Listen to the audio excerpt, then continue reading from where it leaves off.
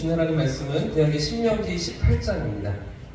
신명기 18장 15절부터 22절까지의 말씀을 시작했습니다. 구약성경 290페이지에 있는 신명기 18장 15절부터 22절까지의 말씀입니다. 15절부터 들씩 교독하겠습니다.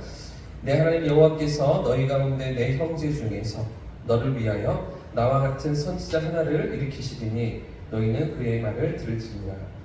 이것이 곧 내가 총회의 날에 호렙산에서 내 하나님 여호와께 구한 것이라.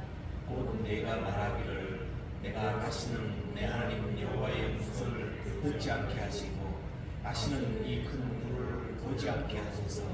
두렵건대 내가 죽을까 하나이다 하매 여호와께서 내게 이르시되 그들의 말이 옳도다. 내가 그들의 형제 중에서 그와 같은 선지자 하나를 그들을 위하여 일으키고 내 말을 그 입에 두리니 내가 그에게 명령하는 것을 그가 우리에게 다 말하리라. 누구든지 내 이름으로 전달하는 내 말을 듣지 아니하는 자는 내게 벌을 받을 것이요. 만일 어떤 선지자가 내가 전하라고 명령하지 아니한 말을 제 마음대로 내 이름으로 전하든지 다른 신들의 이름으로 말하면 그 선지자는 죽음을 당하리라 하셨느니라. 내가 마음속으로 이르기를 그 말이 여호와께서 이르신 말씀인지 우리가 어떻게 알리려니까.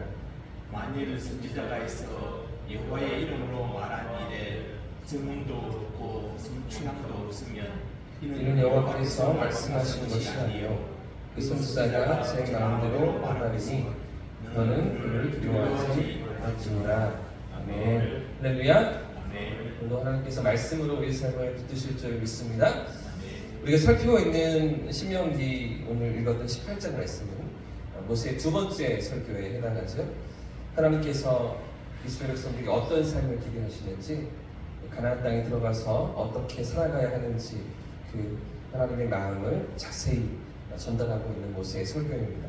자, 그래서 여러 가지 율법들과 명령들을 계속해서 반복하고 있는데, 예를 들면 십계명 말씀이 있었죠.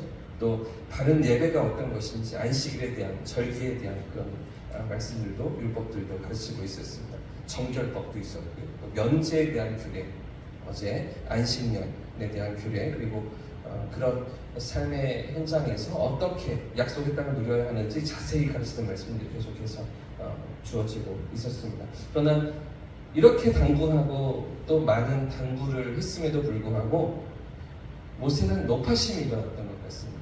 마치 물가에 아이들을 내놓은 것처럼 그렇게 염려하고 또 걱정하는 마음이 또 모세에게 일어났던 것 같습니다. 그런 마음으로 또다시 가르치고 또다시 잔소리하면서 당부의 말을 그 광야 세대 백성들에게 전하고 있는데요. 모세가 왜 이렇게 염려하고 마음을 쓰는 것입니까? 왜 이렇게 마음을 놓지 못하고 길고 긴 당부의 말을 오랫동안 전하고 있는 것입니까? 생각해 보십시오. 신명기 말씀이 3편의 설교라고 말씀드렸는데 1장부터 34장까지 우리가 지난주, 이번주 계속해서 읽어 나아가는 대목이 모두 다 모세의 설교인데요. 왜 이렇게 긴 설교를 계속해서 이렇게 전달하고 있는 것입니까? 그들이 들어갈 땅에 누가 살고 있기 때문입니까? 하나님께서 진멸하라고 명령하시며 절대로 그들을 본받지 말라고 말씀하시는 그런 악한 이방 민족들이 살아가고 있기 때문입니다.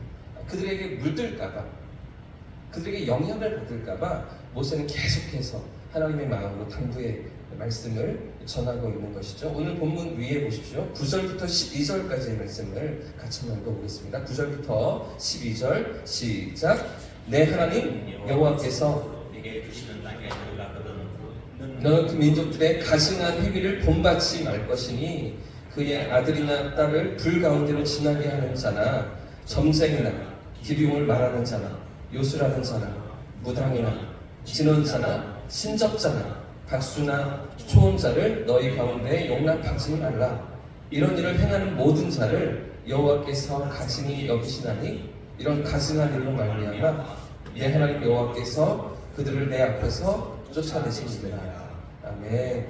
하나님께서 왜 그 가나안 백성들을 쫓아내시는 것입니까? 물론 그 약속의 땅 하나님께서 이스라엘 백성에게 주시겠다고 약속하신 것이 있죠. 이미 그 땅을 아브라함과 그의 후손에게 주겠다고 하나님 말씀하셨던 것이죠. 그러나 그럼에도 불구하고 무조건 그 땅에 살고 있는 백성들을 하나님께서 쫓아내실 이유가 없지 않습니까? 그들도 하나님이 사랑하시고 그들도 구원받기를 원하시고 그들도 어쩌면 하나님께서 잃어버린 백성이실 텐데 왜 그 땅의 민족들을 가나안 7민족을 왜 쫓아내신다고 말씀하고 계십니까?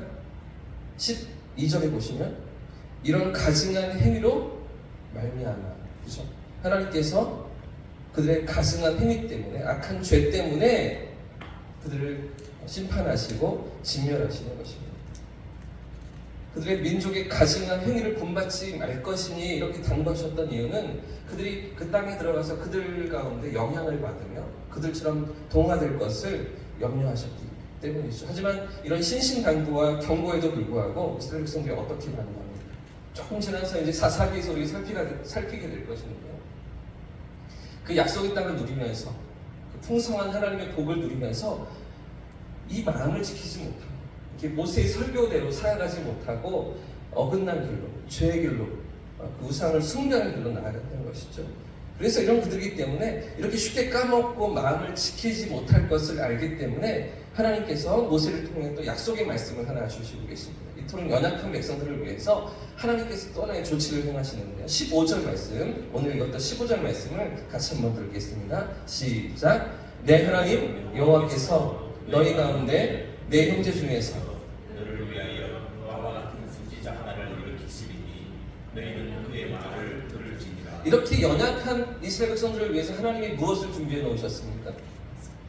나와 같은 선지자 하나를 준비하겠다 말씀하시죠. 나와 같은 또 다른 선지자 하나를 보내시겠다 말씀하시는 것입니다.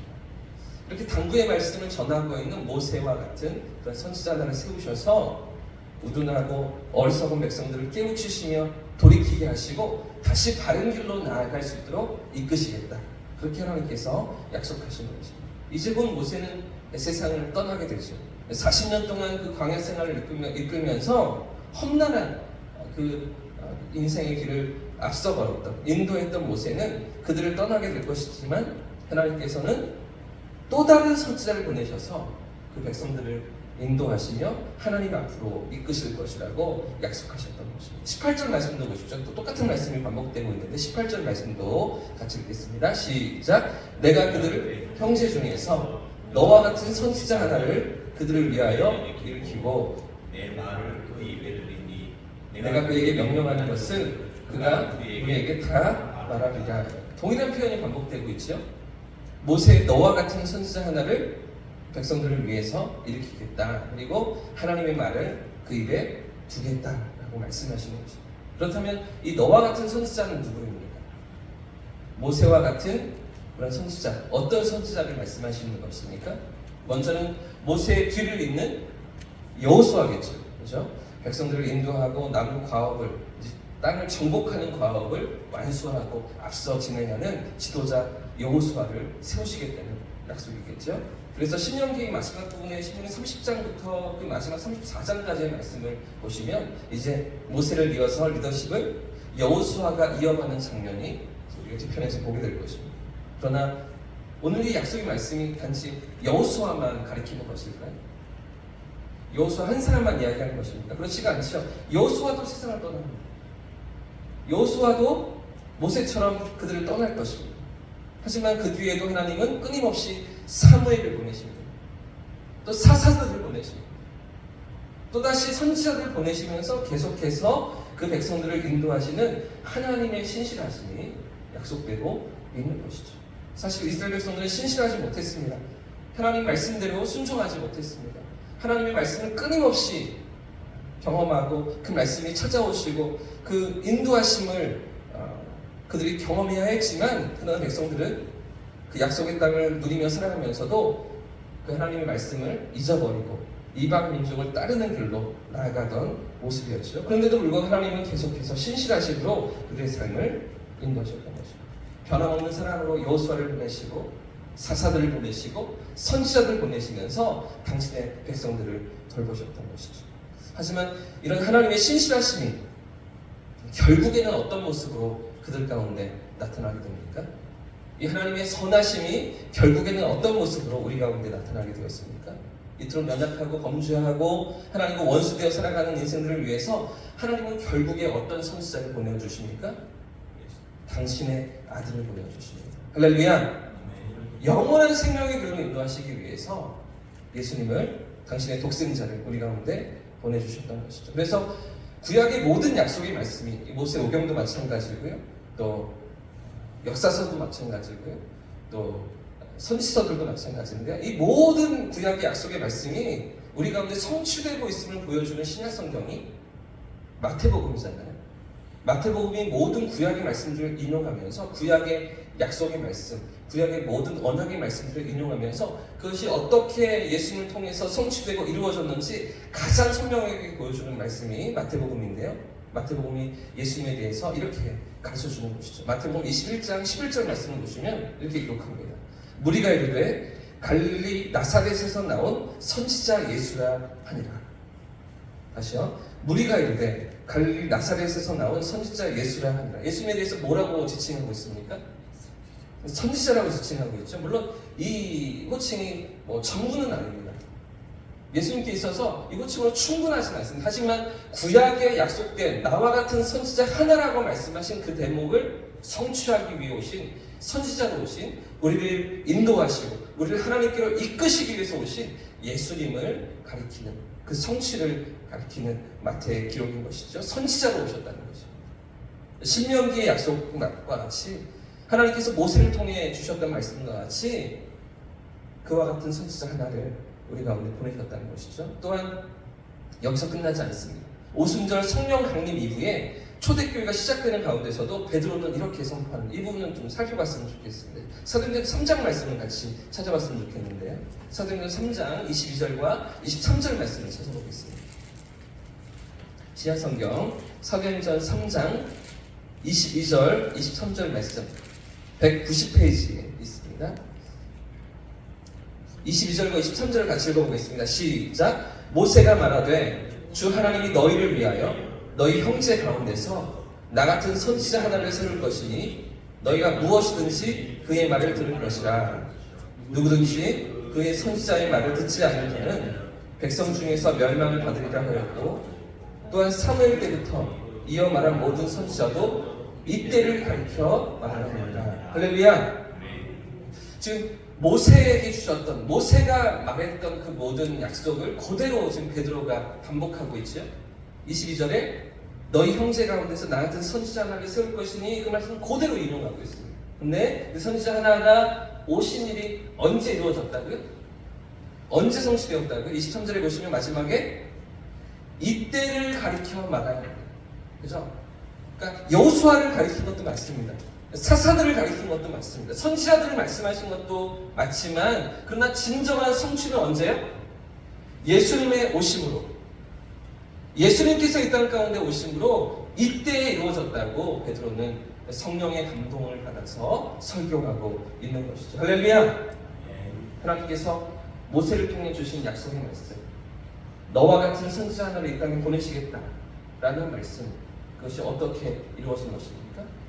하나님의 아들 독생자의 오심으로 이루어진 것이죠. 우리 삶 가운데 구주께서 찾아오심으로 그 약속의 말씀이 분명히 성취되고 있는 것입니다.